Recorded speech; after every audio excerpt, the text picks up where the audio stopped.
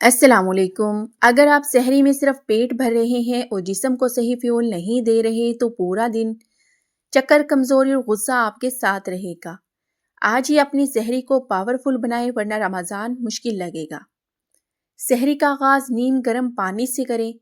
یہ نظام ہضم کو جگا دیتا ہے۔ سحری میں کاربوہائیڈریٹ کے ساتھ پروٹین لازمی رکھیں تاکہ توانائی دیر تک برقرار رہے۔ سفید پراٹھا اور زیادہ تیل والا سالن کم کریں، یہ سستی پیدا کرتا ہے۔ سحری میں انڈا شامل کریں، یہ دیر تک بھوک نہیں لگنے دیتا۔ دہی کا استعمال معدے کو ٹھنڈا اور متوازن رکھتا ہے۔ کیلا فوری توانائی دیتا ہے اور کمزوری کو کم کرتا ہے۔ چائے کم سے کم پیے کیونکہ یہ جسم سے پانی کم کرتی ہے۔ سحری کے بعد فوراً نہ سوئیں، چند منٹ ہلکی واک لازمی کریں۔ کھجور سے سحری مکمل کریں، یہ سنت بھی ہے اور طاقت بھی دیتی ہے۔ افطار ہمیشہ پانی سے شروع کریں، آہستگی سے پئیں۔ کھجور شوگر لیول کو نارمل کرتی ہے، اس سے افطار کریں۔ افطار کے وقت تلی ہوئی چیزوں پر فوراً حملہ نہ کریں کیونکہ معدہ خالی ہوتا ہے۔ بہترین ترتیب: پہلے پانی، پھر کھجور، پھر سوپ اور ہلکی غذا۔ کولڈ ڈرنکس وقتی ٹھنڈک دیتی ہے مگر جسم کو نقصان پہنچاتی ہے۔ فروٹ چاٹ میں اضافی چینی شامل نہ کریں۔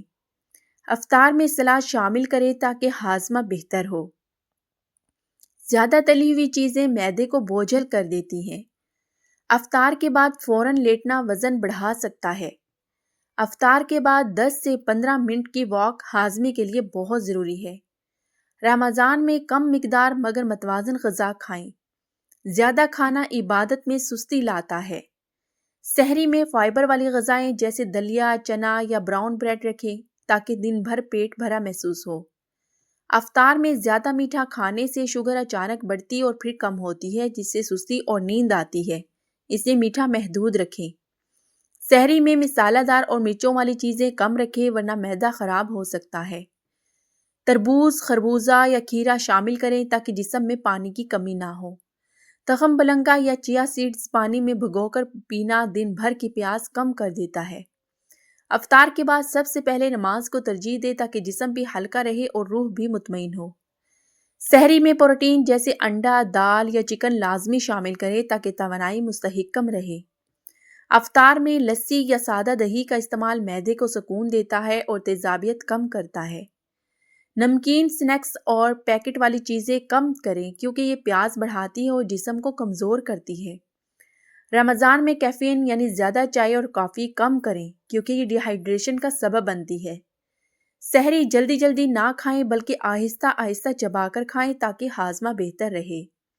افطار میں گھر کا بنا سادہ اور صاف کھانا رکھیں تاکہ صحت محفوظ رہے۔ زیادہ چکنائی جسم میں سستی اور وزن میں اضافہ کرتی ہے، اعتدال رکھیں۔ مونگ دال یا ابلے چنے سحری میں بہترین اور طاقتور انتخاب ہے کیونکہ یہ دیر تک توانائی دیتے ہیں۔ رات کے وقت افطار سے سحری تک کم از کم 6 سے 8 گلاس پانی مکمل کریں تاکہ جسم ڈی ہائیڈریٹ نہ ہو۔ افطار کے بعد ہلکی اسٹریچنگ یا واک کرنے سے گیس اور بھاری پن کم ہوتا ہے۔ سحری میں زیادہ میٹھی چیزیں نہ رکھیں کیونکہ شوگر لیول تیزی سے گرتا ہے۔ افطار میں گرلڈ یا بیک آئٹمز شامل کریں تاکہ تیل کم اور صحت بہتر رہے۔ زیادہ دیر تک جاگنے سے سحری مشکل ہو جاتی ہے اور دن میں تھکن بڑھتی ہے۔ نیند پوری کریں۔ بچوں کے لیے صحت مند اور رنگین فروٹ پلیٹ تیار کریں تاکہ وہ خوشی سے روزہ رکھیں۔ سحری میں سیب، کیلا یا ناشپاتی جیسے پھل شامل کریں تاکہ فائبر ملے اور قبض نہ ہو۔ افطار میں 3 کھجور کافی ہیں، ضرورت سے زیادہ کھانے سے پرہیز کریں۔ رمضان میں سادہ، متوازن اور کم مسالہ دار کھانا اپنانا سنت کے قریب ہے اور صحت کے لیے بہترین ہے۔ زیادہ مسالہ اور مرچیں معدے میں جلن پیدا کر سکتی ہے، اس لیے اعتدال ضروری ہے۔ سحری میں دودھ یا ہلکی سموتھی شامل کریں تاکہ جسم کو کیلشیم اور توانائی ملے۔ افطار سے پہلے چند لمحے دعا میں گزاریں کیونکہ یہ قبولیت کا خاص وقت ہے۔ روزانہ مینیو میں تھوڑی تبدیلی رکھیں تاکہ بوریت نہ ہو اور گھر والوں کی دلچسپی برقرار رہے۔ یاد رکھیں رمضان میں مقصد صرف کھانا نہیں بلکہ خود کو مضبوط، صحت مند اور روحانی طور پر طاقتور بنانا ہے۔ سحری میں پانی زیادہ پیے مگر آہستہ آہستہ، ایک دم زیادہ پانی پینے سے پیٹ بھاری ہوتا ہے۔ سحری کے وقت ناشپاتی یا سیب کھائیں، یہ فائبر دیتی ہے اور قبض نہیں ہوتی۔ افطار میں سوپ ضرور شامل کریں۔ معدہ آہستہ آہستہ کھلتا ہے اور بھاری پن نہیں ہوتا۔ رمضان میں روزانہ پانی کی کمی پوری کرے۔ رات کے دوران وقفے وقفے سے پانی پینا بہت ضروری ہے۔ سحری کے بعد ہلکی چہل قدمی یا اسٹریچنگ لازمی کرے تاکہ خون کی گردش بہتر رہے۔ افطار کے بعد فوراً لیٹنے سے بچے، جسم بھاری ہو جاتا ہے اور نیند خراب ہوتی ہے۔ سحری میں چکن یا دال شامل کریں، پروٹین دیر تک توانائی دیتی ہے۔ افطار میں زیادہ مسالے دار کھانے سے پرہیز کریں، معدہ خراب اور تیزابیت بڑھتی ہے۔ رمضان میں سادہ کم تیل والا کھانا اپنائیں، یہ صحت کے لیے بہترین اور سنت کے قریب ہے۔ ناظرین اکرام، اگر آپ نے یہ تمام ٹپس سن لی تو سمجھ لیں اس رمضان کمزوری، پیاس اور سستی آپ کے قریب نہیں آئے گی۔